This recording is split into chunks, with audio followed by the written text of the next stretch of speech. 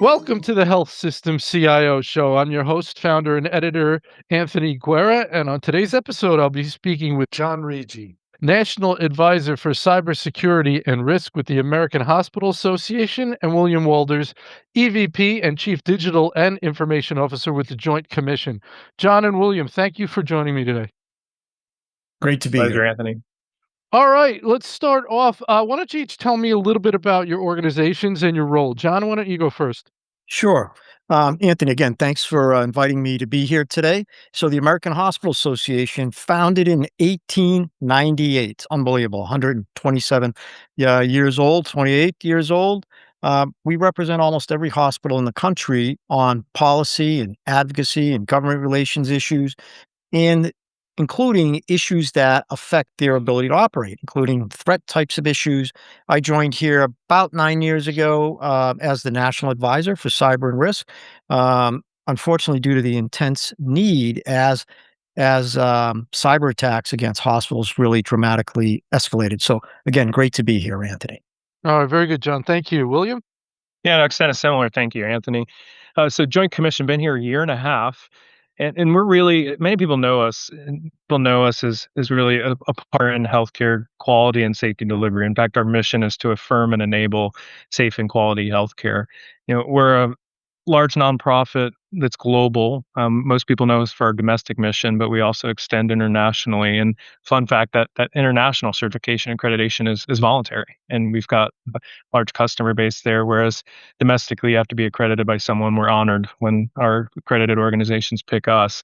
And so, upon my arrival, it really brought an interesting perspective, having been a healthcare CIO for 20 years prior to arriving here, where some gaps were, where some opportunities lied, and one of which happened to be cyber resilience. So, when John had been carrying this discussion to me as a hospital CIO in the past, referencing the maturity of what we're going to discuss today, I was excited to then come here and then partner to actually deliver it. So we're really excited about the AHA Joint Commission partnership and really this shared mission of enabling and affirming safe care under this topic of cyber resilience.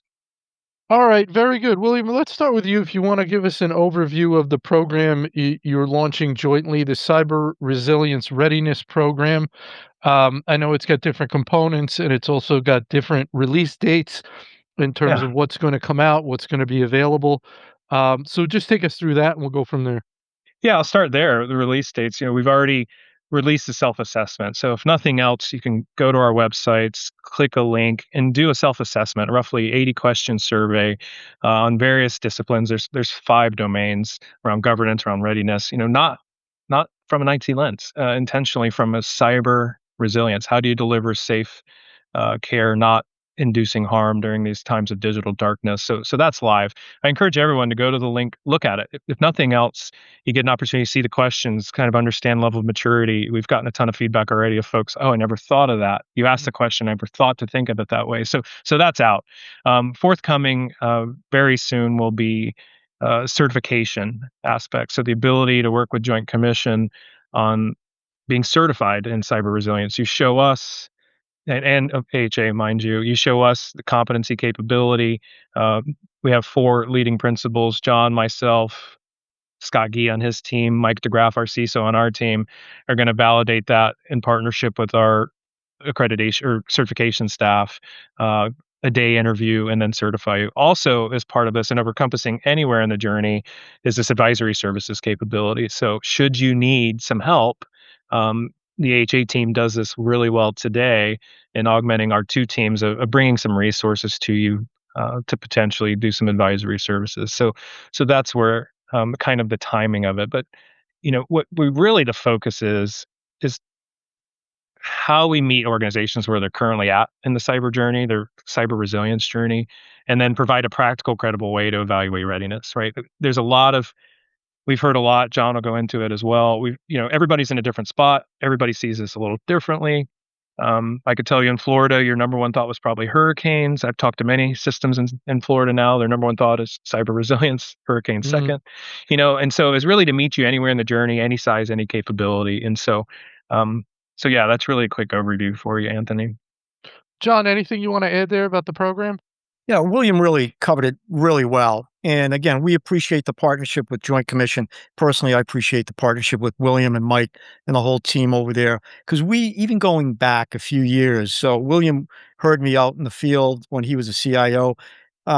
Myself, the AHA, we're already working with the Joint Commission. Even going back 3 years ago, we worked together to author a Sentinel event alert, which I believe the Joint Commission calls it, to help folks start really understanding what the impact is to care delivery when there's a ransomware attack or any event that disconnects the organization from the internet and forces them to shut down their internal networks. So much of care delivery that is dependent today on network and internet connected data and technology, that when that is suddenly no longer available, that digital darkness phase that we enter, either due to a ransomware attack or a third-party provider's faulty update, or as the government tells us, that China has the capability to shut down our internet and disrupt our telecommunications for whatever reason, malicious or non-malicious. There is massive cascading effects when we lose connectivity to the internet and our networks on healthcare delivery. Our younger clinicians have not generally grown up in an environment that provides healthcare without the availability of technology. They is very dependent on the availability of technology. And folks, I want to make sure everybody understands the ubiquitous use of technology has been nothing short of miraculous.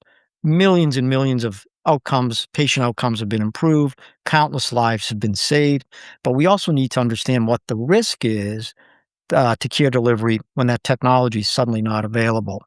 So, as William said, take a look at the assessment. It kind of guides you through like key areas to think about when in preparing your cyber resilience.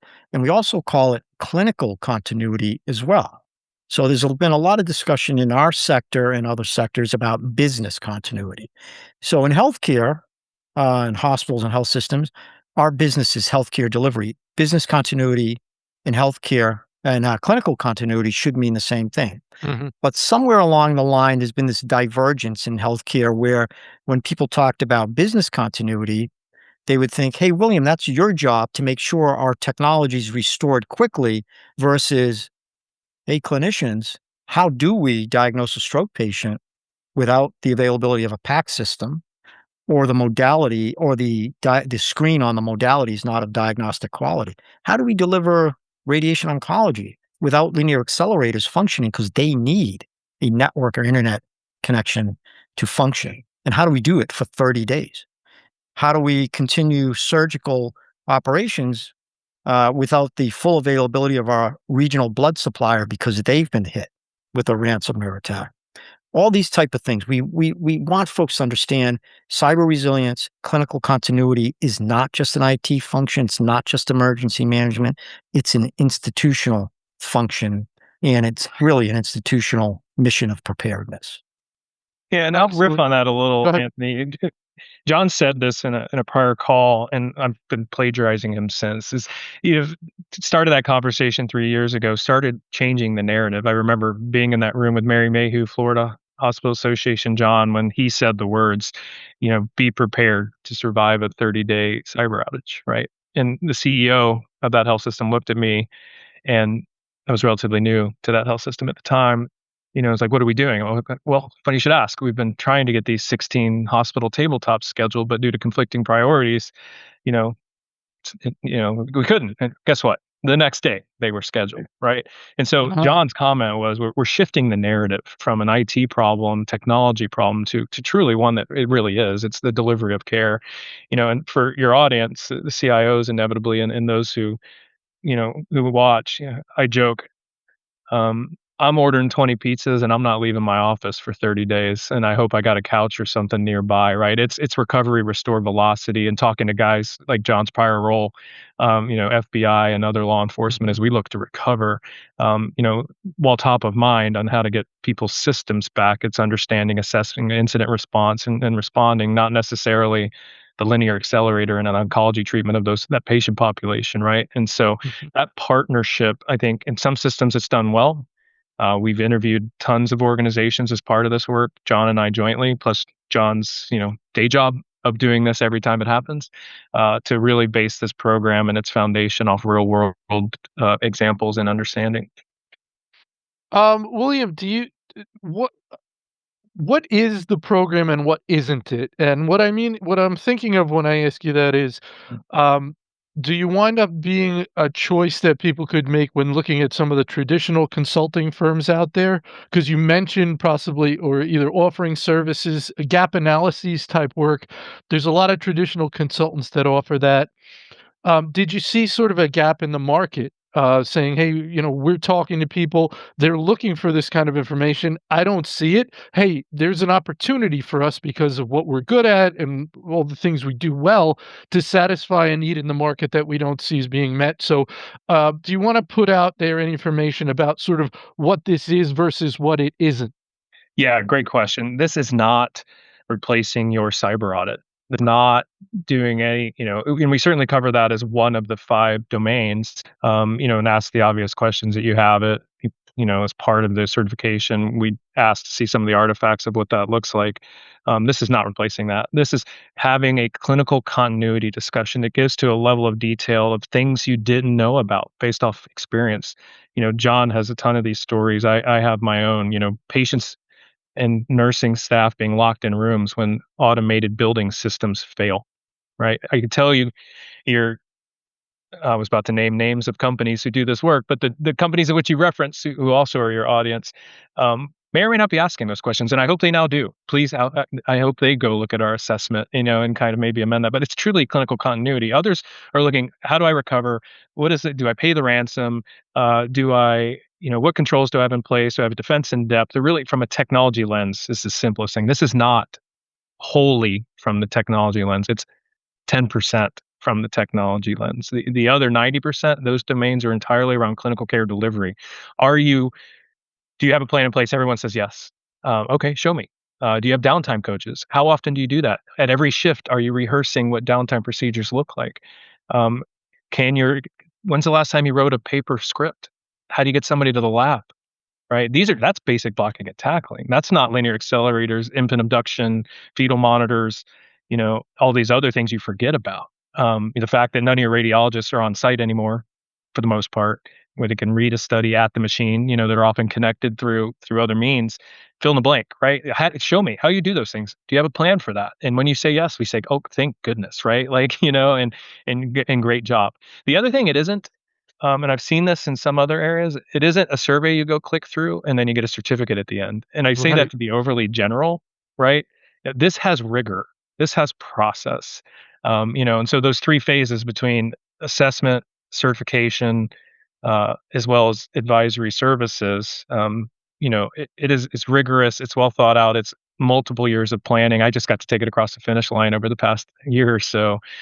So yeah, that's how I'd respond there, Anthony, and certainly let John add anything else he might want. Yeah, thanks, William. And again, William did a great job covering all those issues. And the other thing I would point out is, Anthony, you mentioned, well, there's a lot of advisory firms out there, but there's not many advisory firms that are nonprofit or not-for-profit firms. Our role is really to represent the interests of not only the organizations, the hospitals, the healthcare delivery organizations, but the patients as well. Our number one job is to make sure patients stay safe, that there is safe environment for healthcare delivery, not only just healthcare delivery, but quality healthcare delivery during a digital darkness or any type of event that disrupts the availability of network and internet connected technology.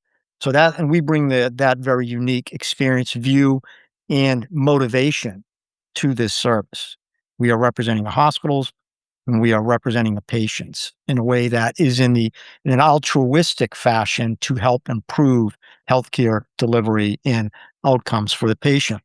And William mentioned another good point is about all these other ancillary systems. Although they may not be clinical systems, they are directly related to the provision of care, safe and quality provision of care. For example, HVAC systems. Well, that's operational technology. Well, especially in Florida, you can't do an operation with the proper humidity and temperature level and positive pressure in an operating room. And if those HVAC systems are disconnected from, they're all network connected. And if those networks go down, they'll continue to function, but at a certain default level that may not be conducive to perform surgeries. So we ask organizations to really think about all the dependent systems that are network and internet connected. What happens if they go down? What is the impact? And again, what is the plan? What I advise leaders, and primarily non-technical leaders, to think about on the dependency of their technology, I advise them to really get a sense of this dependency. Say that there's three simple questions you can ask your teams, and ask those leaders to ask their teams. Simple questions, but which are extraordinarily difficult to answer. So and these are in the context of losing internet connectivity and losing your internal network, being shut down. In that context, three questions: what will work, what won't work, and what's the plan? What's the plan to carry on safe and quality care without that technology? Very good, John. Let's talk a little bit about this idea of shared responsibility, which always makes me very nervous. I don't like that. I don't like shared responsibility. I like to know who's in charge of something. And I know a lot of times these things sort of devolve into a shared responsibility discussion. I'll give you an interesting point. I interviewed the CISO over at Providence, very large health system in the Northwest, Mike Ratliff, Mhm. and it was fascinating to me. And this is something that I found interesting is he, as the CISO, is taking over emergency management. Mhm. And I was like, wow, that makes a lot of sense. It's fascinating. And I could see that sort of, uh, becoming a trend perhaps. Um, and that's where we get into these ideas of shared responsibility and ownership. What is on the CIO's or the CISO's plate around resilience and disaster recovery, and that could be affected by the type of disaster we're talking about, of course. How far do they have to take the ball? How much do they have to ensure? How much do they convene and get discussions going? But ultimately, as we've said, we're talking about clinical continuity. They're not going to be able to figure out all the things that need to happen if the systems are taken away. They can offer scenarios for clinical leaders and say, hey, you need to figure out what you would do if I tell you we need to go, all your stuff is going down in 30 minutes or in 10 minutes or in 1 hour. So they can take the ball so far, but the other side has to run with it. So I'd like both of you to weigh in on this idea of what is it, what could it look like? What should it look like? Who's got to own what? Where does collaboration happen, and where does somebody have to own things? There's a lot of Mhm. titles in health systems now, That's right. right? So, John, why don't you start? Sure. So first of all, I just want to say Mike Ratliff over at Providence, who you're calling out, is a great leader, CISO leader, and Eric Wexler, the CEO of Providence, who we've done a lot of work with. Their leadership really has been tremendous, not only for Providence, but helping advance the field and the knowledge. And I point that out because I say a lot of things we speak about starts with a leadership priority. And, you can have folks throughout the organization that believe it's clinical continuity and cyber resilience is a priority, but unless there's leadership and board buy-in, it usually doesn't get very far. So my compliments to Providence for their leadership in this. Now, one size doesn't fit all in terms of structure and programs. And depending on the size of the organization, whatever the structure is at, you have very complex structures, system level, regional level, hospital level, they call them different markets. But our point is that somebody, and to your point, Anthony, one individual Yes. needs to be in charge. What I would call in my previous world, the general or the senior FBI leader, the accountable executive, who is ultimately the accountable executive for this multidisciplinary approach, who has responsibility to make sure it happens. And without that, you can have all the committees all day long. And obviously, without that single point of accountability, it's hard to get effective results. And I've gone as far as to say that it should be a board priority as well. So you have an accountable executive that reports to a specific committee and perhaps to the full board on progress on this program. So it starts with that leadership and accountability, specific accountability. Over to you, William. What do you say, William? When Yeah, everyone's in charge, no one's in charge. That scares me. exactly what John said. I had the luxury of going first the last two questions, so I'm the one who'll reiterate what everything John said. I'll give a shout out to Chiro at Providence, Oh, and yeah. since we called Yes. out his CISO as well as their CEO, just Yes. so he can smile when he hears his name. Not that he needs it. Also a great friend, but yeah, this idea of having a construct, right? I could tell you during a mass casualty, during wildfire, during hurricane, during earthquake, that there's an incident commander, there's a response folks, all HICS, FEMA, et cetera. This has been a bit of a gap, and to that Yeah. earlier point of changing the conversation. It needs to be considered that, right? In the past, if you ask 99% of the organization, they'd say Chiro would be responsible in Providence's case, right?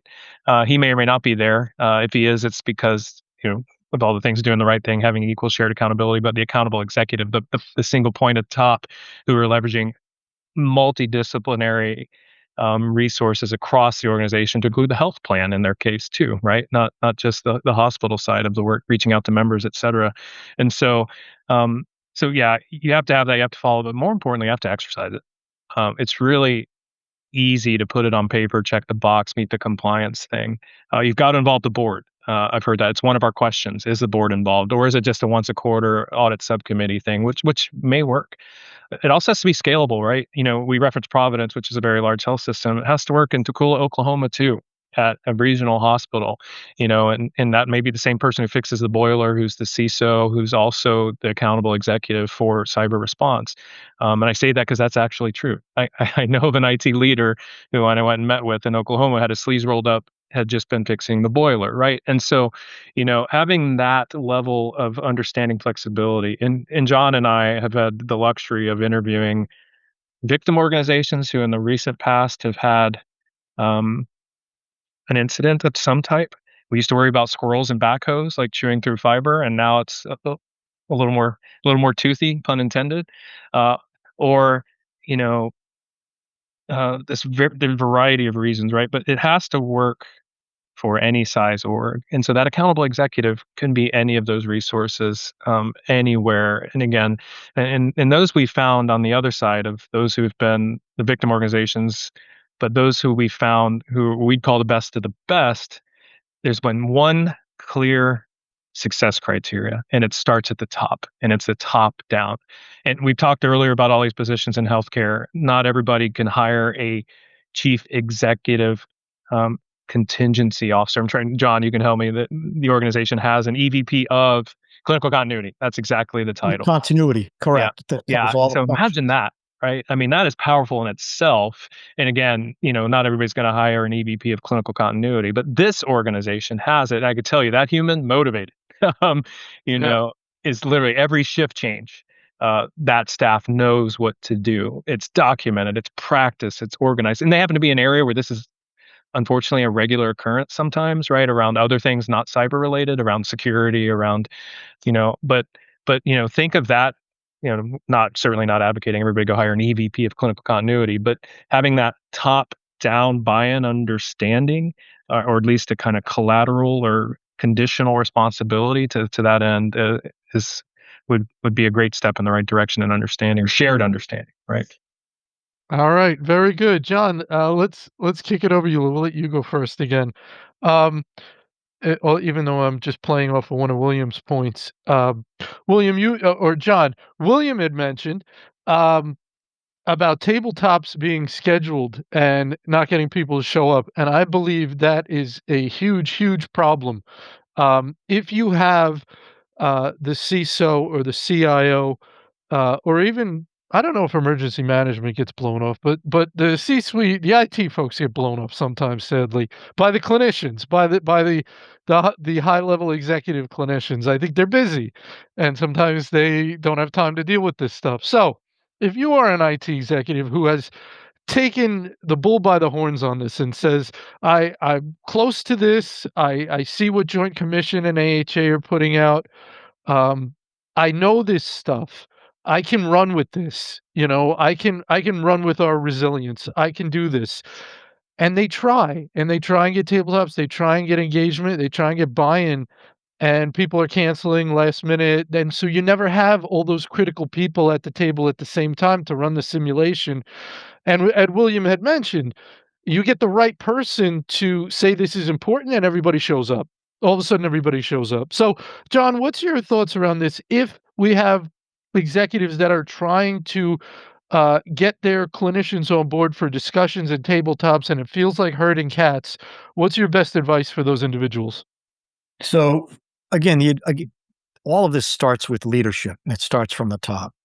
So I have never had a problem with attendance at a tabletop where the CEO is present. Mm, If it's a priority for the boss, it's a priority for the organization. So bottom line is you have to have the CEO there, chief operations officer, chief medical officer there. And again, it starts with the CEO saying, this is a priority for me. It is a priority for the organization. And I expect all of my staff, my leadership team to be present and to actively participate.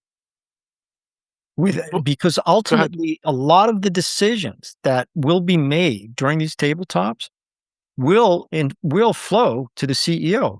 Or if I've often had folks say to me, "No, we don't want to bother the CEO." Right. What time during the incident should we bother the CEO at 3 a.m.? No, no, no, we won't call. We're going to activate Hicks and we're going to do this, and we're going to do that.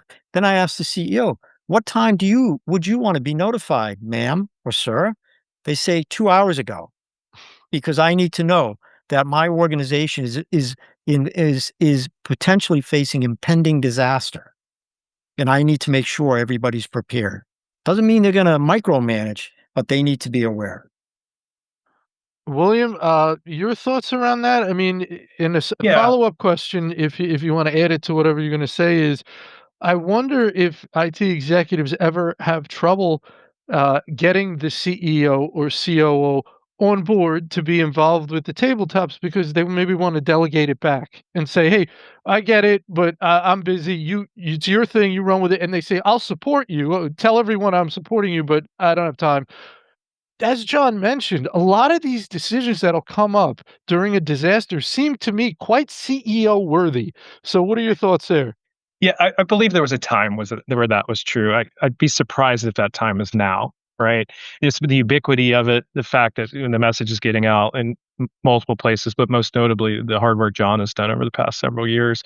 And so, but the time that was in place, or should you be so unfortunate that you don't have an audience or voice or trust or faith with your CEO as a CIO, or any other executive role in the organization. It's gaining political capital horizontally, right? Getting your peers involved, getting them to understand the precedents. And it's a give and get. If you got to give them something to get to your tabletop, give it to them, whatever that is. It's just good organizational politics, right? And stressing the importance. We keep saying, if not, John and I come from a very similar background. Military, law enforcement, process structure. We overplan.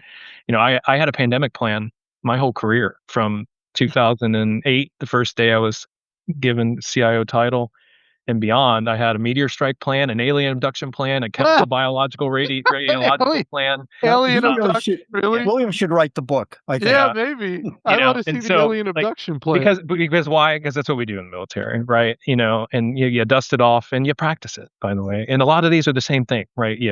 The alien one was clearly a joke, but when it comes to chemical, biological, radiological, a pandemic, like a cyber event, a lost connectivity at the time in DC to a backhoe digging in the wrong place, it's going to happen. And folks will remember the time that it did. I'd also be surprised that anyone has not experienced it either in their personal lives or professional, some outage.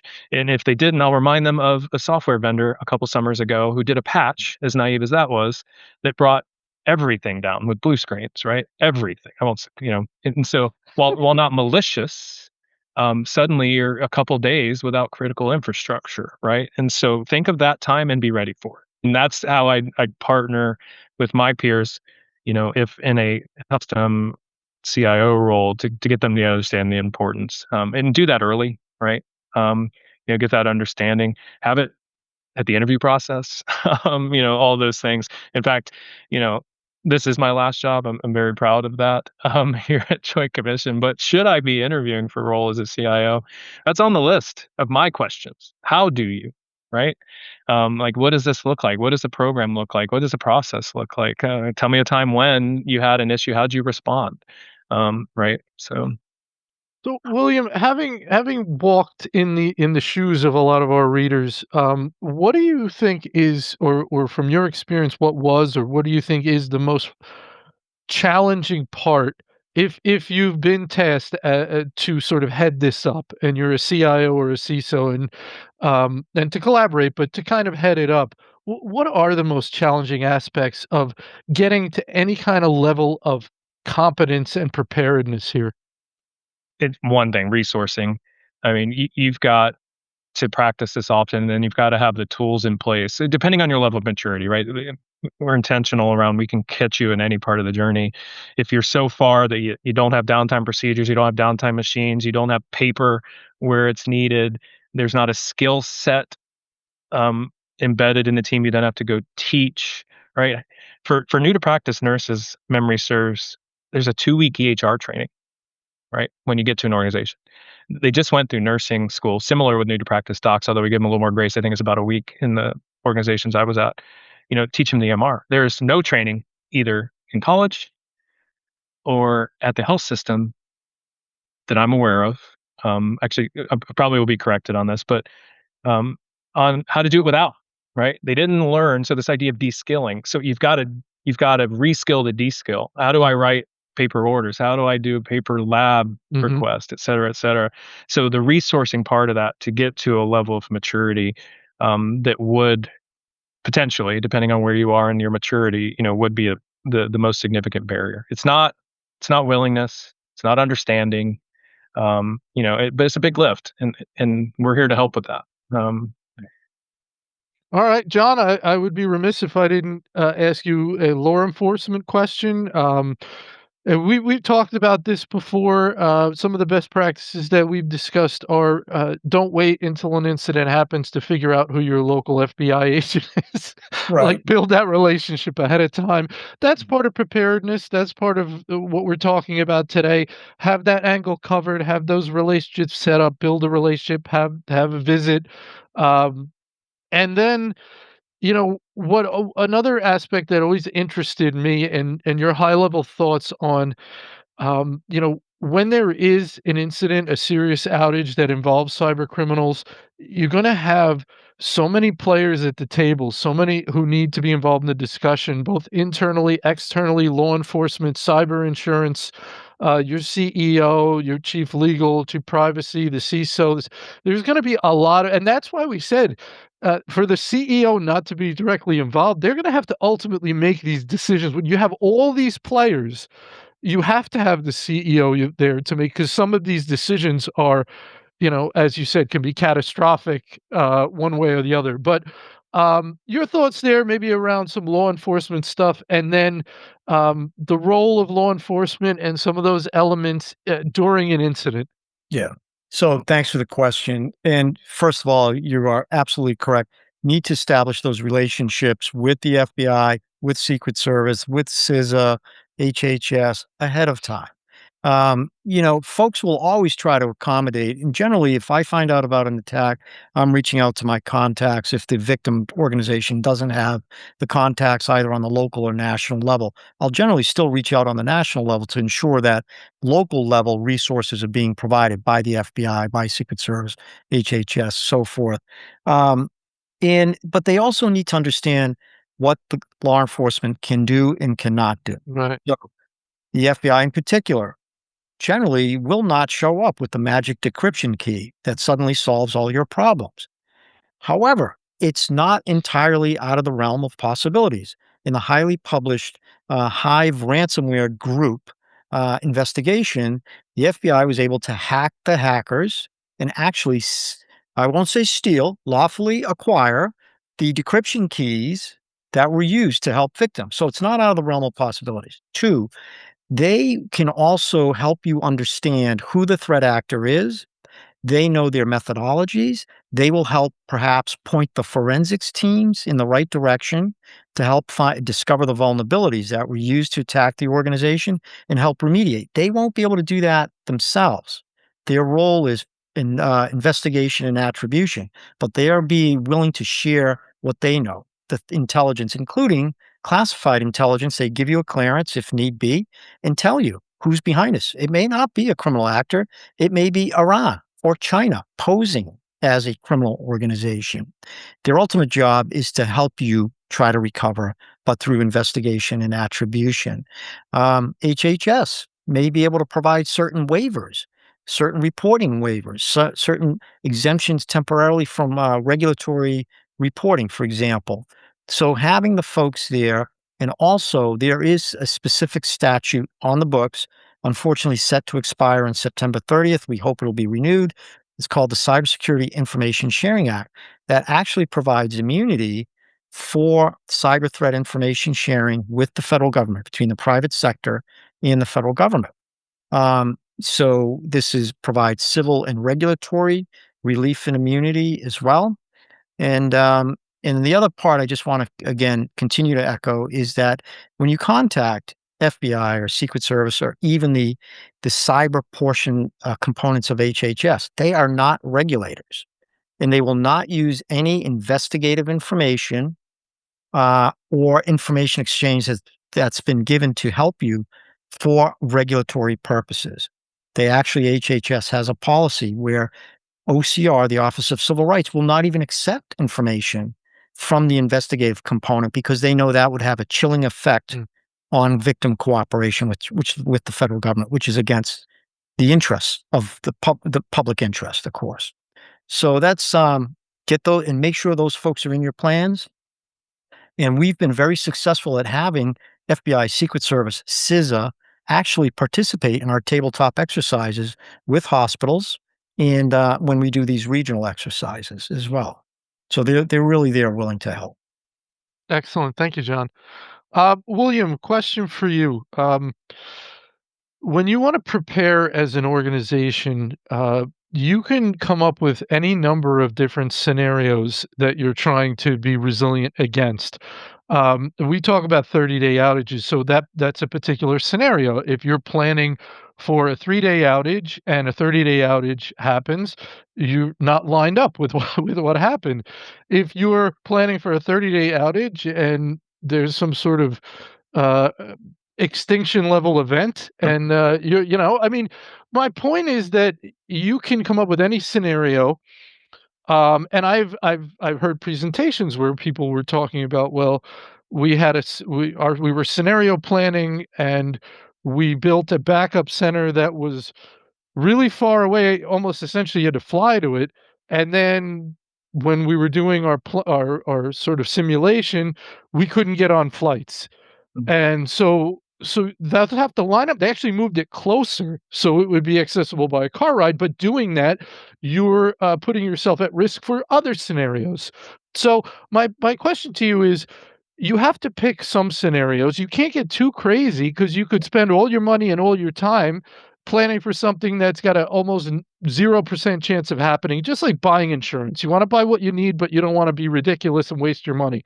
So as an organization, how do you decide what we want to be ready for? Yeah, I think you need to be ready to deliver clinical care regardless of the duration, right? And so, because you don't know the duration. I mean, I would counter if it's a 1-day outage, is it a big deal? No. Is it a big deal if it's on payroll day? Yeah, right. And do you have a system that it pays the next day, et cetera, right? And so there's some acuity there, and that's back office and really our focus around patient safety and doing no harm during these events. So you don't know. You gotta assume the worst. So what do? We implement our downtime procedures, we go to paper, we call radiologists in, we get the oncology plan out of the linear accelerator, we make sure the doors aren't locked, we put people at doors for babies to not be abducted, we get stethoscopes out and put on bellies instead of fetal monitors that would have worked. Like, and step through every bit of that clinical delivery process. And if it's 5 minutes, just be grateful, move on. When it's 30 days, then you're calling staffing companies. You're doing all these other exercises that would have, kind of continued the duration, but you got to start. And I think the simplest solution to this is, I love John's 3 questions. I'd ask you a fourth is, when do I stand up a command center, right? When do I get, the right people in the room, whatever model you follow, Hicks, uh, DoD, NIST, fill in the blank, Hicks from FEMA, from kind of the organization around response. When do you stand that up? What's that time? What's your sweet spot? 2 hours, 3 hours, half a day, like whatever that is for your org, based off your clinical delivery models. And then just drop your shoulders when it only lasts a day, but be prepared for 30. And then, when you have that level of attention on something, you can iterate past the initial response. So, I was a nuclear engineer. I spent 8 years on a submarine. We had immediate reactions you had to memorize. Like, I could immediately know what to do when a situation happened with a reactor, with a weapons failure, et cetera. Like, I was memorized to those. And I could do them within the time domain in which that manual said I had to do them, 5 minutes, 10 minutes. Then what did I do? I got the book out, which was always above my seat, right? And I got a grease pencil, and I'm like, oh, did my immediate actions correct? No. So that's what I'd say. Get to that point and then get the book out and say, where are we? Okay, I need to do this part. I don't need to do this part, et cetera. So the documentation, not resource intensive per se. You'll have some gaps. You'll learn from it. Hopefully the scenario planning gets you there. You may or may not know about the fill in the blank, the transportation that was connected through some unique thing. And then just to start that iterating. But to points that have been made for now 3 years, these are sustained outages these days. Uh, you've got to assume worst case scenario here, 28, 30 plus days, right? And then, if it's an internal thing, you've got to back up. If it's a system failure, we do that well, right? We've got software as a service, we've got contingency plans, we reconnect, we've all got dual paths these days. So from a connectivity perspective, I think those are acute. The hyperscalers and the telecom providers have been impacting us lately too. Something I think we don't often discuss. When you're down a half a day on a telecom provider and your radiologists only use their cell phones, stand up a command center, hope that telecom provider restores it quickly. If not, you're doing whatever step in that book to get radiology service line back online, and be grateful the others aren't offline, right? And so, yeah, short answer, know your immediate actions, rehearse those, have a plan for everything else, and then conditionally respond as appropriate. That's great stuff, William. I was thinking when you're talking about the book, like whenever I watch these shows on like Chernobyl, the Chernobyl disaster, or Fukushima, they always have the book out. They have these massive binders out, and they're trying to, or different shuttle incidents. They always have the book out. You got to go to the book. But these are, that's a good distinction. Healthcare has tried and successful in many cases and at the Joint Commission, we actually have some certifications and support on high reliability organizations, right? And the FAA always comes up in healthcare, right? But it's really high reliability organizations, nuclear reactors, aviation, those examples you've given. And, we are modeling ourselves, healthcare, modeling itself off of those. I think this is another opportunity to take a page from that book. Yeah. All right, John, I'm gonna tee one up for you. I think you're gonna like it. Can I just add one point sure. to that other point? So, and the other thing I think we want our listeners to understand, that all this guidance that we're offering in the steps, it's not notional. It's based on real world attacks. When we pick the number 30 days, it's not because we decided what's a good number. It is based on quantitative data from hundreds of attacks, where the average time out of a high impact attack was about approximately 30 days, many instances longer. And we know the impacts from all of these attacks. So it is based on that. And just as William said, we ask that folks, yes, practice as much as possible, but have that checklist ready to go, because in a crisis, you will be flustered. A lot of folks are not used to dealing with high intensity situations, especially from an adversary. We have an adversarial confrontation, and they have to make these high impact decisions under duress with limited facts and in the face of an adversary. So great points, William. All right, I'm going to tee up one more question, let each of you at it, and then I'll let you guys go. You've been very generous with your time.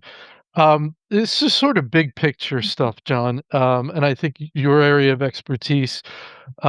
we've got critical infrastructures. We know healthcare is one of those critical infrastructures. Having gone through COVID and different things, you realize how fragile kind of society can be. When we had that a hurricane uh, years ago up here, New Jersey hit up here. Uh, Sandy, yeah. yeah, Sandy was gas stations were an issue. There was no gas. People were trying to run their generators. People were getting in fights at gas stations. So, gas stations and supermarkets. The pandemic made me realize that how critical supermarkets are. So, I mean, obviously, healthcare is right in there. We think about what makes society run and how healthcare is a critical element of functioning as a society and how easily society is disrupted. When we think about what's going on with AI and we see things about, Mythos coming out there, there was some reports that the bad guys even tried to get at it, that are kind of like not verified or whatnot. But that's a scary tool. They put it out there to limited vendors, sort of high profile technology vendors. Now they're talking about making that more accessible. Something just came, I think a presidential directive just came out yesterday, Yeah. where they're talking about making frontier models more accessible, especially to rural healthcare providers. My reading of the world right now is some bad things are going to happen. Like there's too much going on out there, and healthcare's got a bullseye on it. Maybe not the bullseye, but one of them. So this is I mean, this when you think about the resilience, I mean, you better take it seriously because something's gonna happen. And the world is getting more dangerous. At least that's my take on it. What's your thoughts, Sean? Well, I'll try to soften that a little bit. We do want to leave folks with there is hope, right? In that sense. So, yes, AI has potential risk that it's introducing because adversarial compromise of AI systems and adversarial use. So, Anthropic's Claude model was compromised last fall. They quickly recognized that and put in appropriate safeguards. So, what I'm really concerned about is the geopolitical risk, because my belief is that all cyber risk, at least a vast portion of it, stems from its root cause is geopolitical risk. Even criminal organizations are mostly provided safe harbor by Mhm. Russia, China, Iran, and North Korea. That's part of geopolitics. If they were cooperating with U.S. law enforcement, we wouldn't have as many ransomware groups attacking U.S. hospitals. They provide safe harbor. Often they enable them or direct them as well. So the geopolitical risk and the geopolitical tensions in the world right now with Russia, Iran, China, North Korea to some extent, probably the highest I've seen in 40 years. So I think that's going to fuel the cyber risk. In terms of AI, again, yes, there is absolutely the potential for misuse and adversarial use. But I'm also going to look on the plus side is that AI will also help protect our critical infrastructure so that just as the bad guys are trying to use AI to conduct deep fakes, to social engineer help desk, or identify vulnerabilities in new technology.